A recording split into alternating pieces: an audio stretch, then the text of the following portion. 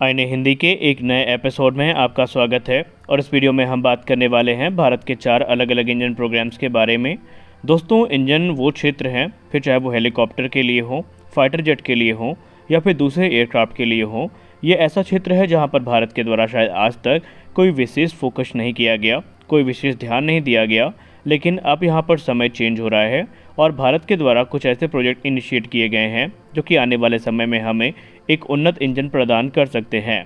अब अगर हम भारत की बात करें तो भारत ने भले ही कावेरी इंजन प्रोग्राम को लेकर के गंभीरता दिखाई हो, लेकिन आज भी वो इंजन पूरी तरीके से तैयार नहीं है और हम ऐसा उन्नत इंजन विकसित नहीं कर सके हैं जिसका इस्तेमाल हम अपने तेजस मार्क 2 या फिर एमका जैसे फाइटर जेट में कर सकें। वहीं अगर हम इसे कंपेयर करें जनरल इलेक्ट्रिक से, रोल्स रॉयस से, सैफरान से, तो वो लोग एक बड़ा हिस्सा अपने खर्च का स्पेंड करते हैं रिसर्च और डेवलपमेंट में, और आज उसी का परिणाम है कि उनके पास जो उन्नत इंजन है वो मौजूद हैं। लेकिन भारत आज तक इंजन को लेकर के स्ट्रगल कर रहा है। लेकिन अगर हम पिछले कुछ वर्षों की बात करें तो भारत सरकार के द्वारा इस क्षेत्र में ध्यान दिया गया है और जल्द से जल्द जो ये एक बड़ा गैप है इसको फिल करने की कोशिश की जा रही है। और भारत अपने फाइटर जेट से लेकर के अनमैन्ड कॉम्बैट एरियल व्हीकल तक जो इंजन है इनका निर्माण करना शुरू कर चुका है। तो आइए एक एक करके जानते हैं उन प्रोजेक्ट्स के बारे में जो इस समय चल रहे हैं, जिनके आधार पर हमें आने वाले समय में जो इंजन्स हैं वो देखने को मिलेंगे। शुरुआत करते हैं ड्राई कावेरी इंजन से।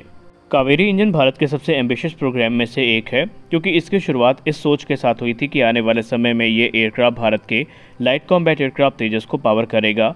लेकिन अनफॉर्चुनेटली ये उतना थ्रस्ट जनरेट करने में सक्षम नहीं है कि ये तेजस को पावर कर सके। इसे GTRE यानी गैस टर्बाइन रिसर्च एस्टैब्लिशमेंट के द्वारा विकसित किया जा रहा है। अलग अलग टेस्ट के दौरान इसने 46 से 50 किलोन्यूटन का जो ड्राई थ्रस्ट है वो जनरेट किया है, वहीं 70.4 किलोन्यूटन का जो वेट थ्रस्ट है ये जनरेट करने में सक्षम है। हालांकि इस समय बिना आफ्टर बर्नर सेक्शन के ये जो इंजन है ये काफ़ी स्टेबल है और पुराने जो कई इश्यूज़ थे उनको इसके रिजॉल्व भी कर लिया गया है।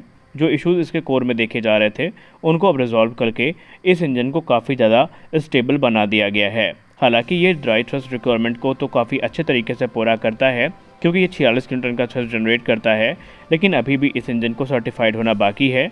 गैस टर्बाइन रिसर्च एस्टैब्लिशमेंट को ये भरोसा है कि बहुत जल्दी इसे जो इनिशियल फ्लाइट रिलीज़ यानी IFR सर्टिफिकेशन है वो प्राप्त हो जाएगा और उन्हें उम्मीद है कि 2024 तक ये सर्टिफिकेशन मिलने के बाद ये इंजन इस्तेमाल करने के लिए तैयार होगा। हालांकि उन्होंने ये भी कंफर्म कर दिया है कि एक बार जैसे ही इंजन को सर्टिफिकेशन मिल जाएगा तो वो एक नए अपग्रेडेड जेट इंजन पर काम करेंगे जो कि आफ्टर बर्नर के साथ में आएगा और वो तकरीबन 95 किलोन्यूटन तक का थ्रस्ट जनरेट करने में सक्षम होगा। और अगर उनके ये बात सच है और ऐसा इंजन हम विकसित कर लेते हैं तो आगे उसको फाइन ट्यून करके 100 किलोन्यूटन तक भी किया जा सकेगा या 110 किलोन्यूटन तक भी बढ़ाया जा सकेगा, और फिर तेजस मार्क 2 जैसे जो हमारे प्लेटफॉर्म हैं उनको भी पावर करने के लिए वो सफिशिएंट होगा। लेकिन ये रास्ता इतना आसान नहीं है, अभी इसमें बहुत सारा काम होना बाकी है।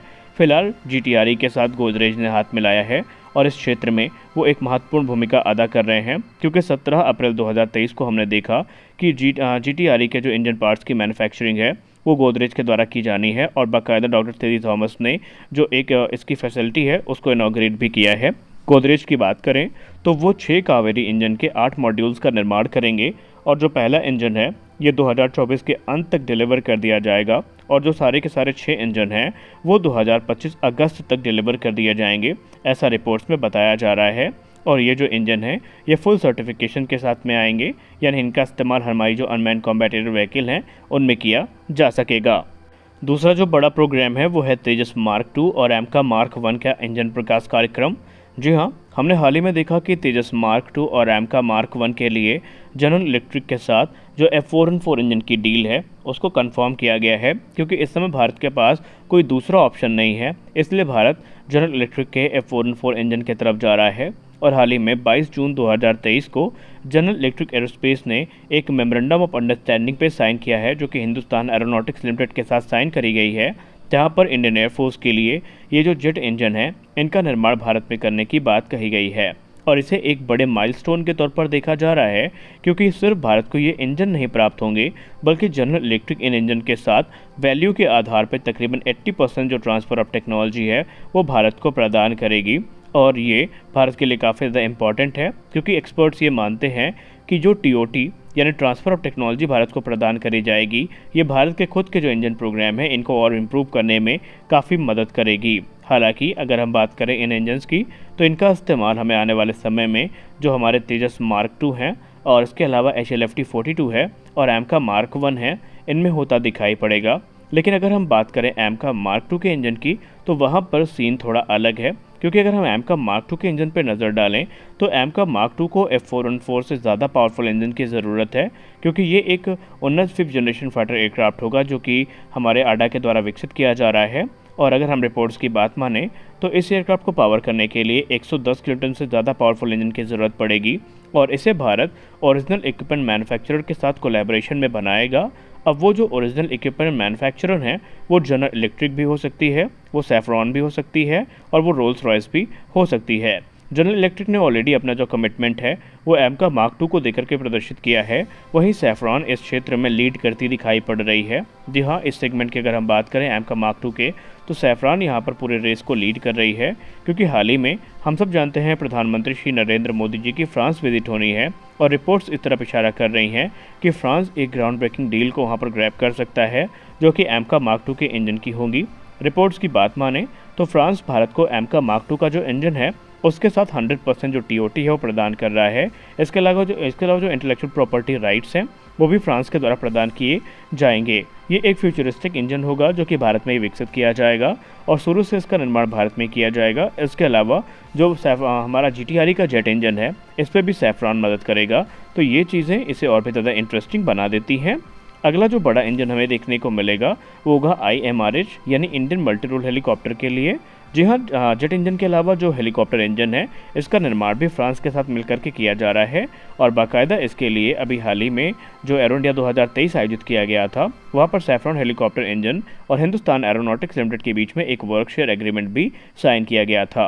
अगर हम IMRH की बात करें तो ये एक 13 टन का हेलीकॉप्टर होगा जिससे जो नए इंजन हैं जो कि HAL और सैफ्रॉन के द्वारा विकसित किए जाएंगे उनसे पावर किया जाना सुनिश्चित किया गया है।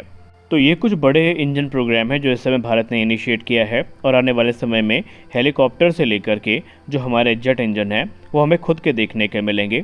इस चीज़ के हमें पूरी उम्मीद है।